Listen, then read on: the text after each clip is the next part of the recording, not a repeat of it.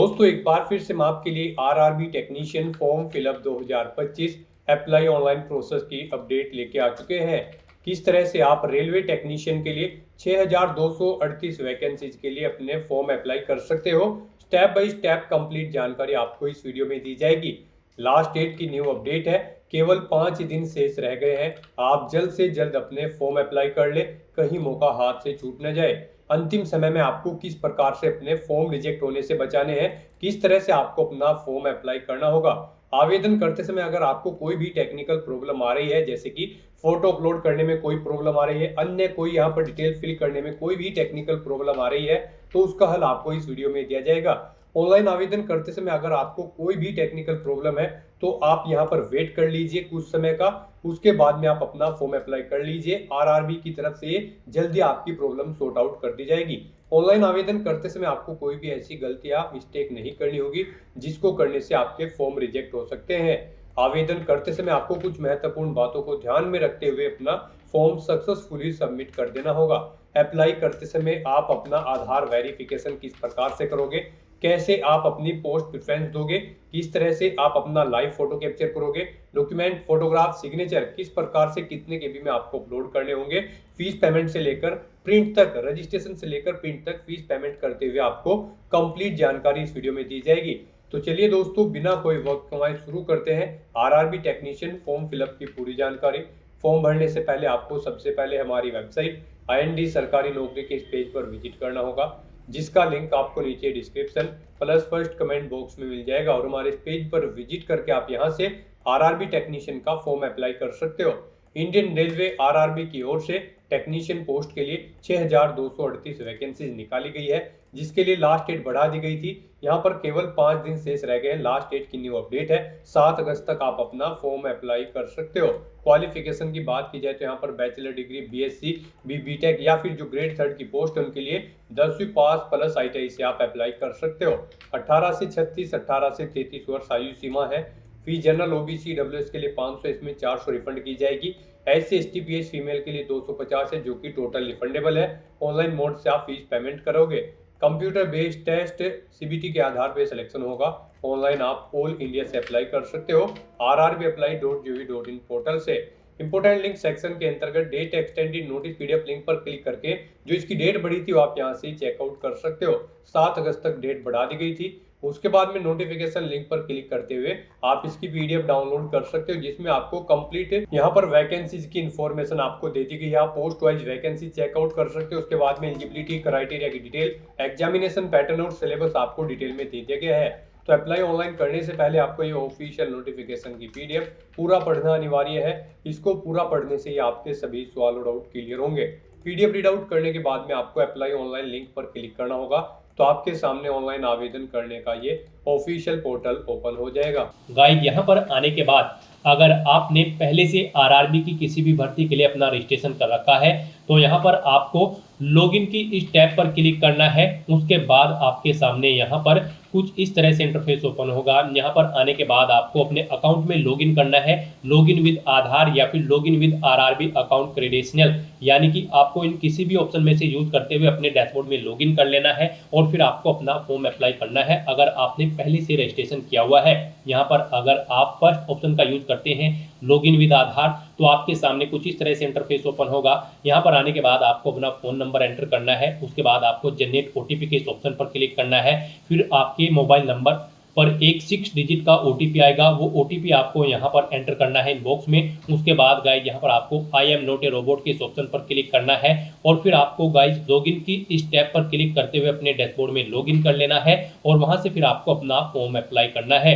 और गाइज यहाँ पर अगर आप सेकंड ऑप्शन यूज करते हैं, यानी कि अगर आप login with RRB account credential ये ऑप्शन यूज करते हैं, फिर आपके सामने यहाँ पर कुछ इस तरह से इंटरफेस ओपन होगा। यहाँ पर आने के बाद आपको अपना मोबाइल नंबर या फिर ईमेल ID एंटर करनी है, अपना पासवर्ड आपको एंटर करना है जो आपने रजिस्ट्रेशन करते समय क्रिएट किया था और फिर गाइज आपको I am not a robot के इस ऑप्शन पर क्लिक करना है और उसके बाद फिर आपको यहाँ पर लॉगिन की इस टैब पर क्लिक करते हुए अपने डैशबोर्ड में लॉगिन करके अपना फॉर्म अप्लाई कर लेना है।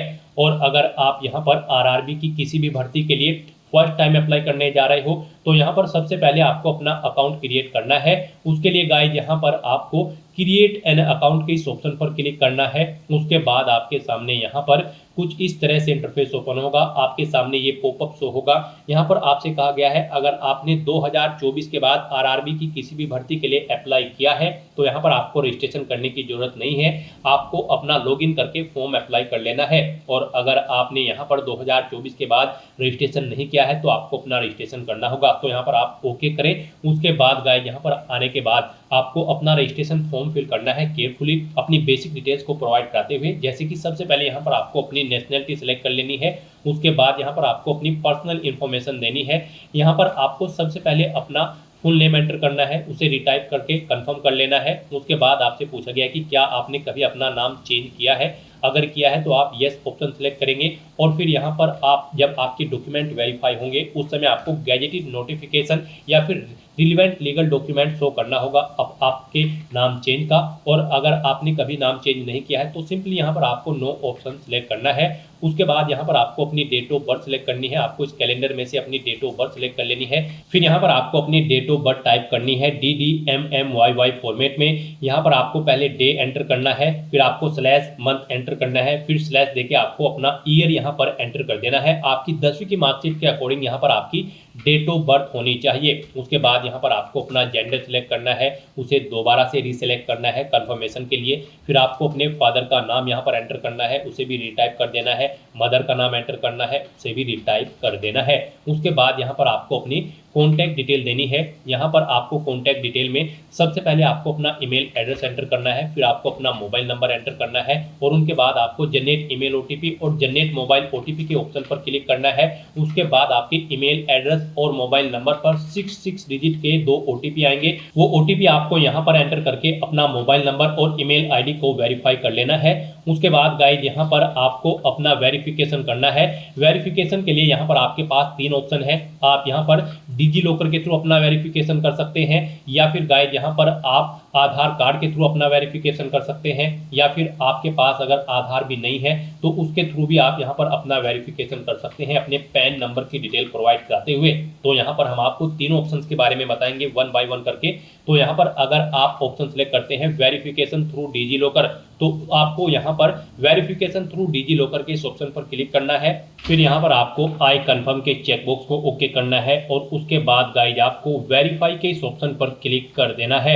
नेक्स्ट आपके सामने डिजी लॉकर का इंटरफेस ओपन हो जाएगा। यहाँ पर आने के बाद गाइज आपको अपना आधार नंबर एंटर करना है, ये कैप्चा कोड आपको यहाँ पर एंटर करना है और उसके बाद फिर आपको नेक्स्ट के इस ऑप्शन पर क्लिक कर देना है। फिर आपके रजिस्टर्ड मोबाइल नंबर पर जिससे आपका आधार अटैच है यानी कि लिंक है, उस पर एक ओटीपी आएगा। वो ओटीपी आपको यहाँ पर एंटर करना है और फिर आपको दोबारा से कंटिन्यू के इस ऑप्शन पर क्लिक कर देना है।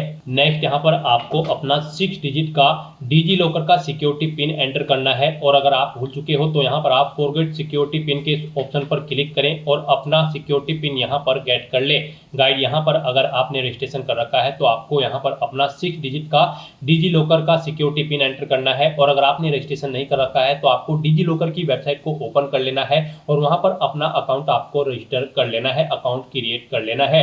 इस तरह से अपना पिन यहाँ पर एंटर करने के बाद फिर आपको कंटिन्यू के ऑप्शन पर ही क्लिक करना है। नेक्स्ट आपके सामने आपका डिजी लॉकर अकाउंट कुछ इस तरह से शो होगा। अब यहाँ पर आने के बाद गाइज आपको अलाउ के इस ऑप्शन पर क्लिक करना है। इस तरह से यहाँ पर आपका डिजी लॉकर अकाउंट के थ्रू आपका वेरिफिकेशन कंप्लीट हो जाएगा और आपको आरआरबी के इसी इंटरफेस पर रिडायरेक्ट कर दिया जाएगा। नेक्स्ट ऑप्शन यहाँ पर वेरिफिकेशन का है आधार कार्ड के थ्रू। गाइज अगर यहाँ पर आप वेरिफिकेशन थ्रू आधार कार्ड ऑप्शन सेलेक्ट करते हैं तो फिर आपके सामने यहाँ पर कुछ इस तरह से इंटरफेस शो होगा। यहाँ पर आने के बाद आपको अपना आधार कार्ड नंबर एंटर करना है। उसके बाद आपको जनरेट आधार ओटीपी के ऑप्शन पर क्लिक करना है। आपके मोबाइल नंबर पर जिससे आपका आधार लिंक है उस पर एक ओटीपी आएगा 6 डिजिट का, वो ओटीपी आपको यहाँ पर एंटर करना है और फिर आपको यहाँ पर वेरीफाई के इस ऑप्शन पर क्लिक करते हुए आपको अपना आधार वेरीफाई कर लेना है। यहाँ पर आपके लिए सबसे बेस्ट ऑप्शन आधार कार्ड का ही रहेगा क्योंकि यहाँ पर आगे भी आपको आपके आधार की जरूरत पड़ेगी एग्जाम टाइम के दौरान, वहां पर भी आपको अपना आधार कार्ड शो करना होगा। तो यहाँ पर हम आपको सजेस्ट करेंगे आप यहाँ पर अपना वेरिफिकेशन आधार के थ्रू कर ले। ये आपके लिए सबसे बेस्ट ऑप्शन है आरआरबी की भर्ती में। यहाँ पर आधार मस्ट कर दिया गया है। तो यहाँ पर अब उसके बाद एक और ऑप्शन है, अगर आप करना चाहें तो यहाँ पर आपका थर्ड ऑप्शन है I do not have Aadhaar card. आपको इस ऑप्शन पर क्लिक करना है। उसके बाद गाइज आपके सामने कुछ ये पॉपअप शो होगा। यहाँ पर आपको दोबारा से I do not have Aadhaar card के ऑप्शन पर क्लिक करना है। उसके बाद यहाँ पर आपके सामने कुछ इस तरह से इंटरफेस शो होगा। आप यहाँ पर इस चेकबॉक्स को ओके करें। उसके बाद यहाँ पर आप अपनी कोई वैलिड प्रूफ आईडी सिलेक्ट करें। पैन कार्ड यहाँ पर केवल आपको ऑप्शन दिया गया है। उसके बाद यहाँ पर आपका जो नाम पैन पर आधारित है वो नाम यहाँ पर आप एंटर करें। अपनी डेट ऑफ बर्थ इस कैलेंडर में से सिलेक्ट करें। अपना पैन नंबर यहाँ पर आप एंटर करें। उसके बाद किस अथॉरिटी ने आपको इशू किया है उसका नाम आपको देना है। प्लेस ऑफ इशू यहाँ पर आपको देना है और उसके बाद फिर आपको प्रोसीड के ऑप्शन पर क्लिक करके इस थर्ड ऑप्शन के थ्रू भी आप अपना वेरिफिकेशन यहाँ पर कंप्लीट कर सकते हो। तो इनमें से आपको कोई भी ऑप्शन यूज करते हुए अपना वेरिफिकेशन कर लेना है, ये मस्ट है। ये पूरी वेरिफिकेशन की प्रोसेस हमने आपको बता दी है। इनमें से किसी का भी यूज करते हुए आप अपना वेरिफिकेशन कर सकते हैं। हम आपको एक बार फिर से बता दें, आप यहाँ पर आधार कार्ड के थ्रू अपना वेरिफिकेशन करें, आपके लिए बेस्ट रहेगा। तो यहाँ पर किसी भी ऑप्शन के थ्रू वेरिफिकेशन करने के बाद आपको इस चेकबॉक्स को ओके करना है। I confirm that I am 18 year old या फिर ओल्डर, यानी कि मेरी आयु यहाँ पर 18 साल हो चुकी है या फिर इससे अधिक। आपको इस चेकबॉक्स को ओके करना है। ये डिटेल आप यहाँ पर इस पर क्लिक करके सुन भी सकते हो। और फिर गाइस यहाँ पर आपको अपना पासवर्ड क्रिएट करना है। यहाँ पर आपका पासवर्ड अल्फा न्यूमेरिक फॉर्मेट में होना चाहिए। मींस आपके पासवर्ड में एक अपर केस कैरेक्टर, एक लोअर केस कैरेक्टर, एक इंटीजर नंबर और एक स्पेशल कैरेक्टर जैसे कि @ या फिर $, होना चाहिए। तो इस फॉर्मेट में आपको अपना पासवर्ड क्रिएट करना है। ये एग्जाम्पल हमने आपको दिखाया है। वही पासवर्ड आपको यहाँ पर कंफर्म पासवर्ड फील्ड में एंटर करना है। I am not a robot के इस चेकबॉक्स को ओके करना है। और फिर गाइस आपको यहाँ पर preview and create an account के ऑप्शन पर क्लिक करके अपना अकाउंट क्रिएट कर लेना है। अपना रजिस्ट्रेशन कंप्लीट करने के बाद फिर आपको यहाँ पर अपने अकाउंट में लॉगिन करना है। आप यहाँ पर किसी भी ऑप्शन का यूज करते हुए लॉगिन कर सकते हैं, लॉगिन विद आधार या फिर लॉगिन विद आरआरबी अकाउंट। यहाँ पर आप किसी भी ऑप्शन का यूज करें और अपने अकाउंट में लॉगिन कर लें। लॉगिन विद आधार ऑप्शन अगर आप सिलेक्ट करते हैं तो आपको अपना फोन नंबर यहाँ पर एंटर करना है। फिर जनरेट आधार ओटीपी ऑप्शन पर क्लिक करना है। एक 6 डिजिट का ओटीपी आपके फोन नंबर पर आएगा। वो ओटीपी आपको यहाँ पर एंटर कर देना है और उसके बाद आपको I am not a robot के इस चेकबॉक्स को ओके करना है। और फिर गाइज आपको लॉगिन की इस टैब पर क्लिक करते हुए अपने डैशबोर्ड में लॉगिन कर लेना है। या फिर आपके पास यहाँ पर दूसरा ऑप्शन भी है लॉगिन करने का। आप login with RRB account credential के इस ऑप्शन पर क्लिक करें। आपके सामने ये पॉपअप शो होगा। यहाँ पर आने के बाद आप अपना मोबाइल नंबर या फिर ईमेल आईडी एंटर करें।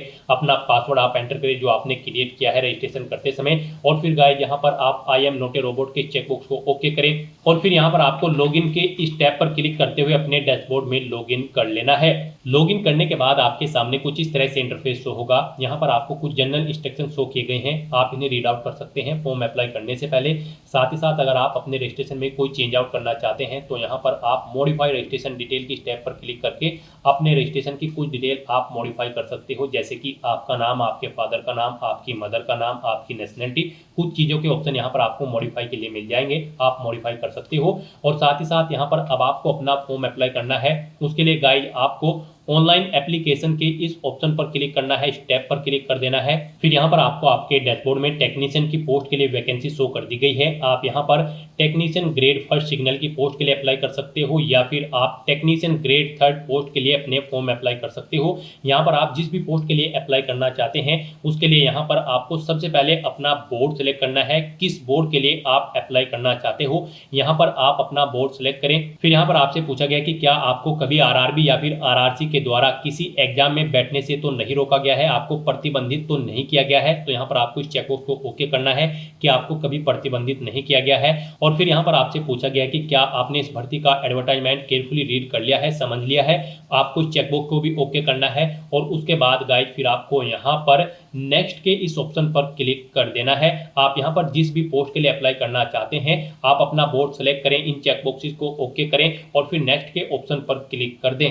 नेक्स्ट यहाँ पर आपको अपनी पर्सनल डिटेल देनी है। कुछ डिटेल आपकी यहाँ पर आपको ऑटोमेटिकली फील्ड मिल जाएगी जो आपके रजिस्ट्रेशन से फेच कर ली गई है। अब यहाँ पर बस आपको अपना मैरिटल स्टेटस सेलेक्ट करना है, आप मैरिड हो या फिर अनमैरिड। उसके बाद आपको अपना रिलीजन सेलेक्ट करना है। फिर यहाँ पर आपको बताना है आप किस लैंग्वेज में अपना एग्जाम पेपर चाहते हैं, आसामी, बंगाली, इंग्लिश, हिंदी, जिस भी लैंग्वेज में आप अपना एग्जाम पेपर चाहते हैं वो आप सेलेक्ट करें। फिर यहाँ पर आपकी बॉडी पर कोई कट या तिल का निशान है तो ऐसे 2 पैलेस का नाम यहाँ पर आपको एंटर कर देना है, नहीं है तो आप नो मार्क यहाँ पर एंटर कर सकते हैं।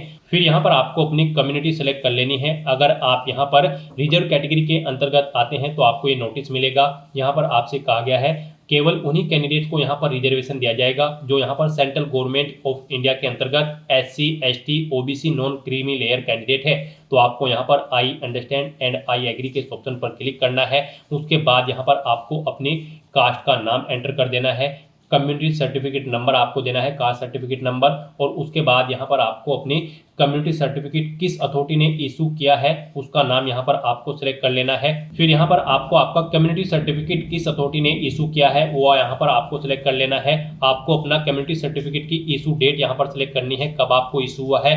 और फिर यहाँ पर आपसे पूछा गया कि क्या आप फ्री ट्रेवल पास चाहते हैं, अगर चाहते हैं तो यस करें, नहीं तो नो ऑप्शन सेलेक्ट करें। और यहाँ पर अगर आप फ्री ट्रेवल पास चाहते हैं तो फिर आप यहाँ पर अपना नियरेस्ट रेलवे स्टेशन का नाम दें और फिर यहाँ पर आप अपना कास्ट सर्टिफिकेट अपलोड कर दें। आप यहाँ पर अपलोड डॉक्यूमेंट के ऑप्शन पर क्लिक करें, अपना कास्ट सर्टिफिकेट यहाँ पर अपलोड कर दें। उसका साइज 400 KB से कम होना चाहिए और वो PDF फॉर्मेट में होना चाहिए। फिर गाइस यहाँ पर आपको अपनी एड्रेस की डिटेल देनी है। इसमें आपको पहले अपने प्रेजेंट एड्रेस की डिटेल यहाँ पर प्रोवाइड करानी है। उसके बाद यहाँ पर आपको अपने परमानेंट एड्रेस की डिटेल देनी है। और अगर आपका परमानेंट एड्रेस आपके प्रेजेंट एड्रेस के अकॉर्डिंग सेम है तो यहाँ पर आप इस चेकबॉक्स को ओके कर देंगे। ऑटोमेटिकली आपका परमानेंट एड्रेस आपके प्रेजेंट एड्रेस के अकॉर्डिंग फिल हो जाएगा। और इस तरह से अपनी डिटेल फिल करने के बाद फिर आपको यहाँ पर सेव के इस ऑप्शन पर क्लिक करके अपनी सभी डिटेल सेव कर देनी है। और उसके बाद गाइज आपको नेक्स्ट के इस ऑप्शन पर क्लिक कर देना है। नेक्स्ट आपके सामने कुछ इस तरह से इंटरफेस ओपन होगा। अब यहाँ पर आपसे पूछा गया कि क्या आप एक सर्विसमैन कैंडिडेट हैं, अगर हैं तो आप यस करें और फिर यहाँ पर आप सेलेक्ट करें आपने आर्मी, नेवी, एयरफोर्स किस में सर्विस की है। उसके बाद यहाँ पर आप अपनी रैंक एंटर करें, डेट ऑफ एंट्री यहाँ पर सेलेक्ट करें और फिर यहाँ पर आपसे पूछा गया कि क्या आप फिलहाल भी कार्यरत हैं अपनी सेवा पर, अगर हैं तो यस करें, नहीं तो आप नो ऑप्शन सेलेक्ट करें। यस अगर आप सेलेक्ट करते हैं तो फिर डिस्चार्ज की डेट यहाँ पर एक्सपेक्टेड डेट यहाँ पर आपको सिलेक्ट कर लेनी है। और अगर आप कार्यरत नहीं है तो आप नो ऑप्शन सेलेक्ट करेंगे, यानी कि फिर आपको यहाँ पर अपनी डिस्चार्ज की डेट सेलेक्ट कर लेनी है, कब आप डिस्चार्ज हुए हैं। फिर यहाँ पर जॉब छोड़ने का कारण दे यहाँ पर। उसके बाद आपको अपना डिस्चार्ज सर्टिफिकेट नंबर देना है। और फिर यहाँ पर आपसे पूछा गया कि क्या आपको कभी अपॉइंट किया है civil post under government availing EXCM quota after discharge, अगर किया गया है तो यस करें। और फिर आप आई अंडरस्टैंड एंड एग्री के इस ऑप्शन पर क्लिक करें और फिर यहाँ पर आप करंट डिपार्टमेंट या ऑर्गेनाइजेशन का नाम दें। और अगर नहीं किया गया है तो आप नो ऑप्शन सेलेक्ट करें। और गाइस यहाँ पर अगर आप एक सर्विसमैन कैंडिडेट नहीं हो तो यहाँ पर आपको सिंपली नो ऑप्शन सेलेक्ट करना है, आगे की डिटेल आपको नहीं देनी होगी। फिर आपसे पूछा गया कि क्या आप यहाँ पर पर्सन विद बेंचमार्क डिसेबिलिटी यानी कि PWBD कैंडिडेट हैं, अगर हैं तो आप यस ऑप्शन सेलेक्ट करेंगे और फिर उसकी डिटेल देंगे। यानी कि यहाँ पर सबसे पहले आपको अपनी डिसेबिलिटी की कैटेगरी सेलेक्ट कर लेनी है, उसकी सब डिसेबिलिटी कैटेगरी आपको सिलेक्ट कर लेनी है, परसेंटेज देनी है अपनी डिसेबिलिटी की, PWBD सर्टिफिकेट का नंबर देना है और फिर आपको UDID यहाँ पर अपनी देनी है। उसके बाद आपको कब आपका PWBD सर्टिफिकेट इशू हुआ है वो डेट आपको सिलेक्ट कर लेनी है। और अगर आप यहाँ पर PWBD कैंडिडेट नहीं हो तो यहाँ पर आपको नो ऑप्शन सेलेक्ट कर लेना है। फिर यहाँ पर आपसे पूछा गया कि क्या आप इकोनॉमिकली बैकवर्ड क्लास यानी कि EBC कैंडिडेट हैं, अगर हैं तो आप यहाँ पर यस ऑप्शन सेलेक्ट करें, I understand and I agree के इस ऑप्शन पर क्लिक करें और फिर उसकी डिटेल दें। जैसे कि यहाँ पर आपको टाइप ऑफ डॉक्यूमेंट सेलेक्ट करना है, आप पर किस टाइप का डॉक्यूमेंट है, इशूइंग अथॉरिटी सेलेक्ट करनी है, सर्टिफिकेट नंबर आपको अपना देना है, किस डेट को इशू हुआ है वो डेट सेलेक्ट कर लेनी है। और अगर आप EBC कैंडिडेट नहीं है तो आपको नो ऑप्शन सेलेक्ट करना है, आगे की डिटेल आपको फिर नहीं देनी होगी। फिर यहाँ पर आपसे पूछा गया है कि क्या आप रेलवे में सर्विस करते हैं, अगर करते हैं तो आप यस ऑप्शन सेलेक्ट करें। फिर यहाँ पर आपसे पूछा गया कि क्या आपके पास NOC है कंट्रोलिंग ऑफिसर की, अगर है तो आप यस करें। और फिर यहाँ पर आपको NOC डॉक्यूमेंट वेरिफिकेशन टाइम पर शो करनी होगी। आपको यहाँ पर I understand and I agree के ऑप्शन पर क्लिक करना है। और अगर आपके पास NOC नहीं है तो आप नो ऑप्शन सेलेक्ट करेंगे। फिर भी यहाँ पर आपको अप्लाई कर देना है, आपको NOC शो करनी ही होगी डॉक्यूमेंट वेरिफिकेशन टाइम पर। उसके बाद यहाँ पर आपको अपनी कैटेगरी सेलेक्ट करनी है, किस कैटेगरी के अंतर्गत आप रेलवे में कार्यरत हैं। फिर प्लेस ऑफ वर्किंग देनी है, जोन, PU या फिर यूनिट सेलेक्ट करनी है जिसमें आप कार्यरत हैं। और अगर आप रेलवे में सर्विस नहीं करते हैं तो सिंपली आपको यहाँ पर नो ऑप्शन सेलेक्ट करना है। और उसके बाद यहाँ पर आपसे पूछा गया है कि क्या यहाँ पर आप करंट में एम्प्लॉय हैं, यहाँ पर आप सेंट्रल गवर्नमेंट के एम्प्लॉय हैं या फिर स्टेट गवर्नमेंट के एम्प्लॉय हैं या फिर पब्लिक सेक्टर में आप एम्प्लॉय हैं या फिर एम्प्लॉय नहीं है, तो यहाँ पर आपको नॉट एप्लीकेबल ऑप्शन सेलेक्ट करना होगा। और अगर आप सेंट्रल गवर्नमेंट या फिर स्टेट गवर्नमेंट के एम्प्लॉय हैं तो ऑप्शन सेलेक्ट करें। और इनके लिए भी फिर आपको जब आप अपने डॉक्यूमेंट वेरीफाई कराएंगे उस समय आपको यहाँ पर no objection certificate NOC show करनी होगी। और यहाँ पर अब आपको ऑर्गेनाइजेशन का नाम देना है जिसमें आप कार्यरत हैं, किस डेट से आप कार्य कर रहे हैं वो डेट आपको सिलेक्ट करनी है। क्या आप फिलहाल में भी कार्यरत हैं, अगर हैं तो यस करें, नहीं है तो आप नो ऑप्शन सेलेक्ट कर लें। और फिर यहाँ पर अगर आप नो ऑप्शन सेलेक्ट करते हैं तो किस डेट को आपने डिस्चार्ज किया है वो डेट आप यहाँ पर सेलेक्ट कर लें। और गाइज अगर आप करंट में एम्प्लॉय नहीं है तो यहाँ पर आपको नॉट एप्लीकेबल ऑप्शन सेलेक्ट करना है, आगे की डिटेल आपको नहीं देनी होगी। और फिर यहाँ पर आपको अपनी ACT अप्रेंटिस कोर्स की डिटेल देनी है। गाइज यहाँ पर हम आपको बता दें, टेक्नीशियन ग्रेड 3 की पोस्ट के लिए अगर आप अप्लाई कर रहे हैं तो इस पोस्ट पर अप्लाई करने के लिए आपके पास मैट्रिकुलेशन यानी कि आपका 10वीं क्लास पास आउट होना जरूरी है, या फिर आपके पास SSLC प्लस ITI किसी रिकॉग्नाइज्ड इंस्टीट्यूट से होनी जरूरी है, जो कि रिकॉग्नाइज हो NCVT या फिर SCVT से, किसी भी रिलेवेंट ट्रेड के अंतर्गत, जैसे कि fitter, electrician, electronics mechanic, instrument mechanic, या फिर यहाँ पर आपका 10वीं क्लास पास आउट होना जरूरी है, या फिर आपका यहाँ पर SSLC पास आउट होना जरूरी है, प्लस आपका यहाँ पर ACT अप्रेंटिसशिप का कोर्स भी कंप्लीट होना जरूरी है रिलेवेंट ट्रेड के अंतर्गत, जो ऊपर ट्रेड्स हमने आपको बताई है।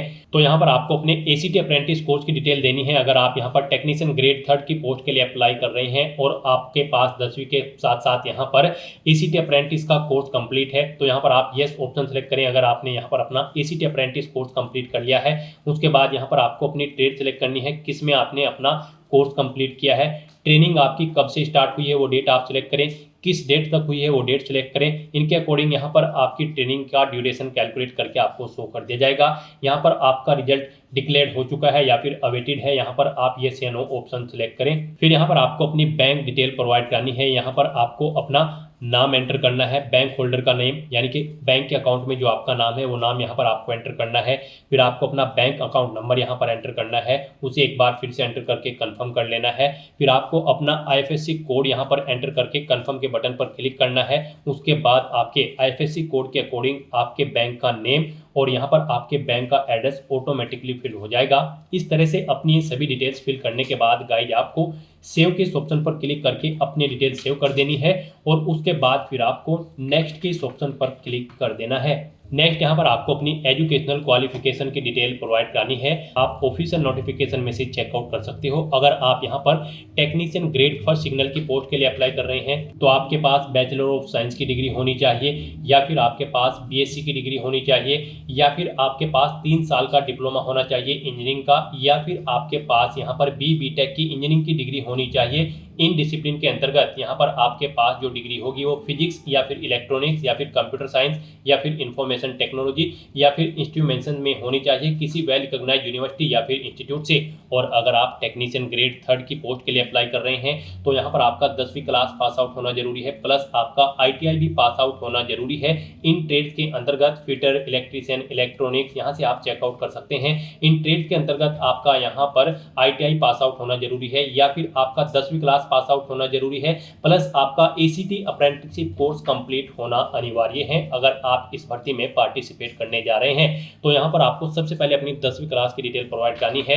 तो यहाँ पर आपको इस पेंसिल के ऑप्शन पर क्लिक करना है। उसके बाद यहाँ पर आपको अपनी 10वीं क्लास की डिटेल प्रोवाइड करनी है। यहाँ पर आपको सबसे पहले स्टेट सेलेक्ट करना है, जिस स्टेट से आपने अपनी 10वीं क्लास पास आउट की है। डिस्ट्रिक्ट सेलेक्ट करना है जिससे आपने अपनी 10वीं क्लास पास आउट की है। बोर्ड का नाम देना है जिस बोर्ड से आपने अपनी 10वीं क्लास पास आउट की है। पासिंग डेट यहाँ पर आपको सिलेक्ट करनी है। अपना 10वीं का रोल नंबर आपको यहाँ पर एंटर करना है और फिर यहाँ पर आपको अपना 10वीं का सर्टिफिकेट सीरियल नंबर यहाँ पर एंटर कर देना है। और फिर यहाँ पर आपको ऐड या अपडेट के बटन पर क्लिक करके अपनी डिटेल ऐड या फिर अपडेट कर देनी है। इस तरह से यहाँ पर आपकी 10वीं क्लास की डिटेल सक्सेसफुली सेव हो जाएगी। उसके बाद अगर आपने +2 कर रखा है तो आप 10+2 के इस ऑप्शन पर क्लिक करें और यहाँ पर आप अपनी 12वीं क्लास की डिटेल भी सेम ऐसे ही प्रोवाइड कर दें। यहाँ पर भी आपको डिसिप्लिन या सब्जेक्ट सेलेक्ट करना है जिसमें आपने अपनी 12वीं क्लास पास आउट की है। स्टेट सेलेक्ट करना है जिससे आपने पास आउट की है। डिस्ट्रिक्ट सेलेक्ट करना है, बोर्ड का नाम देना है, पासिंग डेट सेलेक्ट करनी है, परसेंटेज देनी है, कितने % मार्क्स आपने ऑब्टेन किए हैं। और उसके बाद गाइस यहाँ पर आपको ऐड के इस ऑप्शन पर क्लिक करके अपनी ये डिटेल यहाँ पर ऐड कर देनी है। और फिर यहाँ पर आपको अपनी ITI की डिटेल देनी है अगर आप टेक्नीशियन ग्रेड 3 की पोस्ट के लिए अप्लाई कर रहे हैं, या फिर गाइज आप यहाँ पर अपने नेशनल अप्रेंटिसशिप कोर्स की डिटेल देंगे अगर यहाँ पर आप टेक्नीशियन ग्रेड 3 की पोस्ट के लिए अप्लाई कर रहे हैं। और यहाँ पर अगर आप टेक्नीशियन ग्रेड 1 की पोस्ट के लिए अप्लाई कर रहे हैं तो फिर यहाँ पर आपको अपनी बैचलर डिग्री की डिटेल्स प्रोवाइड करनी होगी या फिर इंजीनियरिंग डिग्री की। तो यहाँ पर हम आपको टेक्नीशियन ग्रेड 3 की पोस्ट के लिए अप्लाई करके दिखा रहे हैं। तो यहाँ पर आपका 10वीं क्लास पास आउट होना जरूरी है इस पोस्ट के लिए, या फिर आपके पास ITI होनी जरूरी है, या फिर 10वीं क्लास पास आउट होने के साथ साथ आपके पास नेशनल अप्रेंटिसशिप कोर्स कंप्लीट होना जरूरी है। तो यहाँ पर आपको अपनी ITI या फिर नेशनल अप्रेंटिसशिप कोर्स की डिटेल देनी होगी। यहाँ पर आप ITI ऑप्शन सेलेक्ट करें अगर ITI आपने पास आउट की है, ट्रेड सेलेक्ट करें जिसमें आपने अपनी ITI कंप्लीट की है, स्टेट सेलेक्ट करें जिससे आपने अपनी ITI कंप्लीट की है, डिस्ट्रिक्ट सेलेक्ट करें जिससे आपने अपनी ITI यहाँ पर कंप्लीट की है। फिर यहाँ पर आपको इंस्टीट्यूट का नाम देना है जिससे आपने अपनी ITI कंप्लीट की है, पासिंग डेट सेलेक्ट करनी है, सर्टिफिकेट इशू आपको NCVT या फिर SCVT किसने किया है वो ऑप्शन आपको सिलेक्ट करना है। सर्टिफिकेट का टाइप यहाँ पर आपको सिलेक्ट कर लेना है, वो नेशनल ट्रेड सर्टिफिकेट है या फिर स्टेट ट्रेड सर्टिफिकेट, आप अपने अकॉर्डिंग ऑप्शन सिलेक्ट करें। और फिर गाइस यहाँ पर आप ऐड के इस ऑप्शन पर क्लिक करके अपनी ये डिटेल ऐड कर दें। इस तरह से यहाँ पर आपको अपनी ये डिटेल ऐड कर देनी है। और अगर यहाँ पर आप NAC की डिटेल देते हैं यानी कि नेशनल अप्रेंटिसशिप कोर्स की डिटेल देते हैं तो उसकी डिटेल भी सेम आपको ऐसे ही देनी है। यहाँ पर आपको ट्रेड सेलेक्ट करनी है, फिर यहाँ पर आपको स्टेट सेलेक्ट करना है, डिस्ट्रिक्ट सेलेक्ट करना है, इंस्टीट्यूट का नाम देना है जिससे आपने अपना कोर्स कंप्लीट किया है, पासिंग डेट सेलेक्ट करनी है, सर्टिफिकेट नंबर देना है, किसने आपको इश्यू किया है वो, यहाँ पर आपको NCVT ऑप्शन सेलेक्ट करना है, सर्टिफिकेट का टाइप सेलेक्ट करना है। और फिर गाइज आपको ऐड के इस ऑप्शन पर क्लिक करके अपनी ये डिटेल यहाँ पर ऐड कर देनी है। इस तरह से आपको अपनी एजुकेशनल क्वालिफिकेशन की डिटेल यहाँ पर ऐड कर देनी है। और उसके बाद गाइज आपको फिर नेक्स्ट के इस ऑप्शन पर क्लिक कर देना है।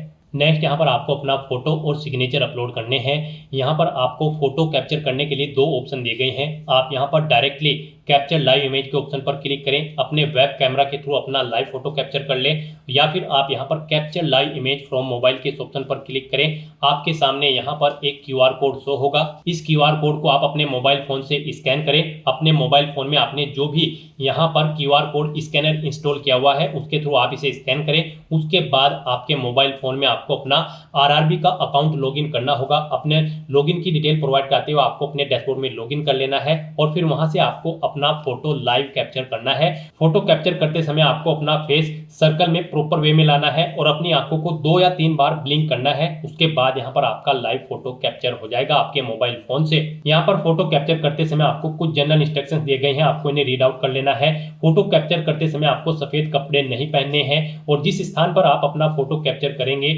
वहां पर प्रॉपर वे में लाइट होनी चाहिए और प्लेन बैकग्राउंड उस स्थान का होना चाहिए। और यहाँ पर आपको बिल्कुल सीधा कैमरे की तरफ देखना है और आपको यहाँ पर फोटो कैप्चर करते समय अपने सर पर कोई टोपी या फिर कैप नहीं पहननी है, ना आपको अपने चेहरे पर कोई मास्क लगाना है और ना ही आपको अपने आंखों पर कोई चश्मा यहाँ पर पहनना है। तो यहाँ पर आपको कुछ इन इंस्ट्रक्शंस को ध्यान में रखते हुए अपना लाइव फोटो कैप्चर कर लेना है। दोस्तों, मोबाइल से लाइव फोटो कैप्चर करने के लिए सबसे पहले आपको अपने फोन में QR code scanner application open करनी होगी। उसके बाद में आपको ये बार कोड यहाँ पर स्कैन कर लेना होगा। उसके बाद में आपको इस लिंक पर क्लिक करना होगा। उसके बाद यहाँ पर आने के बाद में आपको RRB अकाउंट के अंतर्गत अपने डैशबोर्ड में लॉगिन करना होगा। लॉगिन करने के लिए आप आधार से लॉगिन कर सकते हो या फिर RRB अकाउंट के थ्रू लॉगिन कर सकते हो। जैसे कि हम आपको RRB अकाउंट के थ्रू लॉगिन करके दिखा रहे हैं। सबसे पहले आपको यहाँ पर अपना ईमेल एड्रेस एंटर करना होगा, पासवर्ड आपको एंटर करना होगा और इस चेक बॉक्स को ओके करना होगा और यहाँ पर लॉगिन की स्टेप पर क्लिक करके अपने डैशबोर्ड में लॉगिन कर लेना होगा। लॉगिन करने के लिए आपको ईमेल आईडी या फिर मोबाइल फोन पर एक OTP सेंड करना होगा।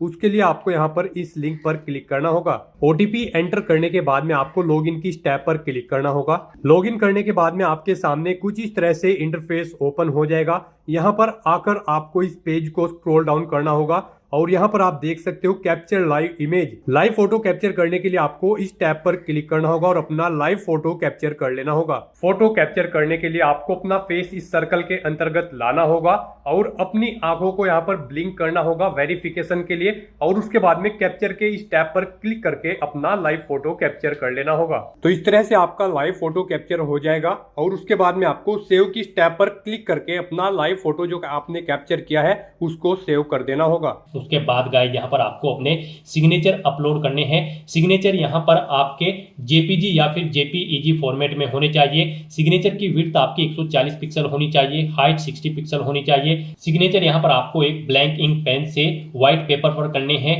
यहाँ पर आपको एक बॉक्स क्रिएट करना है जिसकी विड्थ 140 पिक्सल होनी चाहिए और हाइट उसकी 60 पिक्सल होनी चाहिए। उसमें आपको अपने सिग्नेचर यहाँ पर करके अपलोड करने हैं। साइज आपके सिग्नेचर की फाइल का 30 KB से 49 KB के बीच में होना चाहिए। और अगर आप अपने सिग्नेचर का साइज कम या ज़्यादा करना चाहते हैं तो आप गूगल पर जाएं, इमेज रिसाइज टाइप करें, मल्टीपल ऑनलाइन वेबसाइट ओपन होंगी, उनमें से कोई भी वेबसाइट ओपन करें, वहां पर आप अपने सिग्नेचर की फाइल को अपलोड करें और अपनी नीड के अकॉर्डिंग आप उसका साइज सेट करके फिर उसे वहां से डाउनलोड करके अपलोड कर दें। तो यहाँ पर आपको ब्राउज के ऑप्शन पर क्लिक करना है, फाइल को सिलेक्ट कर लेना है और अपने सिग्नेचर की फाइल को यहाँ पर अपलोड कर देना है। तो इस तरह से यहाँ पर आपका लाइव फोटो कैप्चर हो जाएगा और सिग्नेचर आपके अपलोड हो जाएंगे। उसके बाद आपको इस पेज को नीचे स्क्रॉल डाउन करना है और फिर गाइस आपको सेव के ऑप्शन पर क्लिक करके अपना फोटो सिग्नेचर यहाँ पर सेव कर देने हैं और उसके बाद फिर आपको नेक्स्ट के ऑप्शन पर क्लिक कर देना है। नेक्स्ट यहाँ पर आपको अपनी पोस्ट प्रेफरेंस देनी है। यहाँ पर आपको आपकी एलिजिबिलिटी और आरआरबी के अकॉर्डिंग पोस्ट शो कर दी जाएंगी। यहाँ पर आप जिस पोस्ट को फर्स्ट नंबर पर प्रेफरेंस देना चाहते हैं उसे आप फर्स्ट नंबर पर सिलेक्ट करें। आपको प्लस के ऑप्शन पर क्लिक करना है। जिसे आप फर्स्ट नंबर पर रखना चाहते हैं, प्रेफरेंस देना चाहते हैं, उसे आप फर्स्ट नंबर पर क्लिक करें। जिसे सेकंड, थर्ड, फोर्थ पर रखना चाहते हैं उसे आप सीक्वेंस वाइज सेकंड, थर्ड और फोर्थ पर क्लिक कर दें। यहाँ पर आपको प्लस के इन ऑप्शन पर क्लिक करना है और अपनी पोस्ट प्रेफरेंस यहाँ पर आपको सेट कर देनी है। उसके बाद आपको इस पेज को नीचे स्क्रॉल डाउन करना है और फिर यहाँ पर आपको इस चेकबॉक्स को ओके करना है। यहाँ पर आपसे कहा गया है कि क्या आपने अपनी पोस्ट प्रेफरेंस चेकआउट कर ली है, तो यहाँ पर आपको इस चेकबॉक्स को ओके करना है। उसके बाद यहाँ पर आपको आई हैव डिक्लेयर इस चेकबॉक्स को ओके करना है। अपने पैलेस का नाम यहाँ पर आपको एंटर करना है और फिर गाइस यहाँ पर आपको सेव के ऑप्शन पर क्लिक करके अपनी डिटेल सेव कर देनी है और उसके बाद आपको प्रीव्यू एप्लीकेशन के ऑप्शन पर क्लिक कर देना है। नेक्स्ट आपको आपके एप्लीकेशन फॉर्म का पूरा प्रीव्यू यहाँ पर शो कर दिया गया है। आपको सभी डिटेल्स केयरफुली चेकआउट करनी है। पेज को नीचे स्क्रॉल डाउन करना है और यहाँ पर आने के बाद आपको इस चेकबॉक्स को ओके करना है और उसके बाद गाइस यहाँ पर अगर कोई मिस्टेक है तो आप एडिट के ऑप्शन पर क्लिक करके एडिट कर सकते हैं और अगर सभी चीज़ें ओके हैं तो यहाँ पर बस अब आपको सबमिट के ऑप्शन पर क्लिक कर देना है। फिर आपके सामने ये पॉपअप शो होगा। आपको दोबारा से सबमिट के ऑप्शन पर क्लिक करना है। अब यहाँ पर आपको अपना फीस पेमेंट करना है। हम आपको बता दें, अगर आप जनरल ओबीसी ईडब्ल्यूएस कैंडिडेट हो तो आपको 500 रुपये यहाँ पर फीस के रूप में जमा कराने होंगे, जिनमें से 400 रुपये आपके रिफंड कर दिए जाएंगे। और अगर आप SC ST PH female candidate हैं तो आपको 250 रुपये फीस के रूप में जमा कराने होंगे। पूरे की पूरी फीस आपकी यहाँ पर रिफंड कर दी जाएगी अगर आप SC ST PH या फिर फीमेल कैंडिडेट हो। तो यहाँ पर अब आपको अपना फीस पेमेंट करना है। आपको आपकी कैटेगरी के अकॉर्डिंग यहाँ पर फीस का अमाउंट शो कर दिया जाएगा। अब यहाँ पर फीस पेमेंट करने के लिए आपको पे विद SBI ई पे के ऑप्शन पर क्लिक करना है। फिर आपके सामने ये पॉपअप शो होगा। यहाँ पर आने के बाद आपको आई एग्री के चेकबॉक्स को ओके करना है और उसके बाद प्रोसीड के ऑप्शन पर क्लिक कर देना है। नेक्स्ट आपके सामने फीस पेमेंट का इंटरफेस ओपन हो जाएगा। यहाँ पर आप UPI के माध्यम से अपना फीस पेमेंट कर सकते हो। यहाँ पर आप अपनी UPI ID एंटर करके अपना फीस पेमेंट कर सकते हो। यहाँ पर आप अपनी UPI ID एंटर करें और वैलिडेट UPI ID के ऑप्शन पर क्लिक करते हुए आप अपना फीस पेमेंट कर दें। या फिर गाइज आप यहाँ पर UPI QR कोड का ऑप्शन सेलेक्ट करें और यहाँ पर आप पे नाउ के ऑप्शन पर क्लिक करें। उसके बाद आपको यहाँ पर ये QR कोड शो होगा, इसे आप अपने UPI से स्कैन करें और अपना फीस पेमेंट कर दें। सक्सेसफुली फीस पेमेंट करने के बाद यहाँ पर आपके एप्लीकेशन फॉर्म की सभी टास्क कंप्लीट हो जाएगी। आपका एप्लीकेशन फॉर्म यहाँ पर सक्सेसफुली सबमिट हो जाएगा। उसके बाद आपको अपने एप्लीकेशन फॉर्म का एक हार्ड कॉपी प्रिंट आउट ले लेना है फ्यूचर यूज के लिए, फ्यूचर रेफरेंस के लिए। और फिर आप अपने डैशबोर्ड में जाकर एप्लीकेशन हिस्ट्री में चेकआउट कर सकते हो कि आपका एप्लीकेशन फॉर्म यहाँ पर सक्सेसफुली सबमिट हो चुका है या फिर नहीं। तो दोस्तों ऐसे आप RRB टेक्नीशियन 6238 खाली पोस्ट को भरने के लिए अपने फॉर्म अप्लाई कर सकते हो बिना कोई मिस्टेक किए हुए। आज की इस वीडियो में बस इतना ही। आई होप ये वीडियो आपको पसंद आई होगी। अगर पसंद आई हो तो इसे लाइक और शेयर करें। चैनल पर नए हो तो इसे सब्सक्राइब कर लें। Thanks for watching.